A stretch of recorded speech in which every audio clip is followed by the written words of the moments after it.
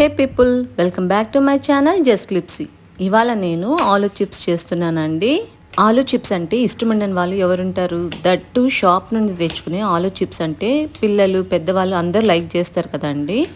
కానీ ఆలూ చిప్స్ అనేది చాలా హెల్త్కి మంచిది కదండి. సో మనం ఇంట్లో వన్స్ ఇన్ ఏ వైల్ ఇలా ట్రై చేసుకుంటే పిల్లలు హ్యాపీగా తింటారు అండ్ టేస్టీగా కూడా ఉంటుంది. ఇవి షాప్లో ఉన్నంత క్రిస్పీగా అయితే ఉండవండి, బట్ టేస్టీగా అయితే ఉంటుంది. ఖచ్చితంగా రెసిపీ మీరు కూడా ట్రై చేయండి. నా ఛానల్ ఫస్ట్ టైం చూసే వాళ్ళైతే ఛానల్ సబ్స్క్రైబ్ చేయండి. బెల్ ఐకాన్ క్లిక్ చేస్తే నోటిఫికేషన్స్ అయితే మీకు వస్తాయి.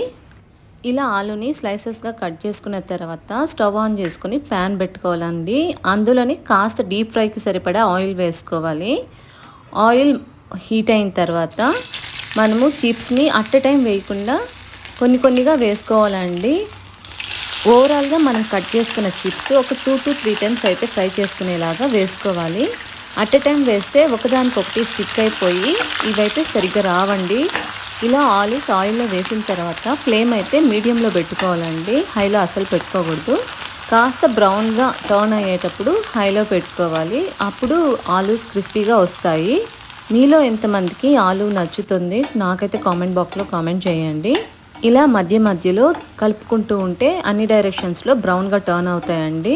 అవి బ్రౌన్గా టర్న్ అయినాయి అని మనకు తెలిసిన తర్వాత సిమ్లో పెట్టుకొని వాటినైతే మనము ప్లేట్లోకి తీసేసుకోవాలండి. ఈ స్టేజ్లో అయితే ఫ్లేమ్ అస్సలు హై ఫ్లేమ్లో పెట్టుకోకూడదు, అవి త్వరగా మాడిపోతాయి. సో సిమ్లో పెట్టుకొని మనము వీటిని తీసుకోవాలి. ఇదే ప్రాసెస్లో మనం కట్ చేసుకున్న అన్ని ఆలూస్ కూడా ఫ్రై చేసుకోవాలండి. ఫ్లేమ్ అడ్జస్ట్మెంట్ అనేది మనం దగ్గరుండి చేసుకుంటూ ఉండాలి అండ్ మధ్యలో కూడా కలుపుతూ ఉండాలండి. అప్పుడే అన్ని డైరెక్షన్స్లో కూడా బాగా క్రిస్పీగా అవి ఫ్రై అవుతాయి.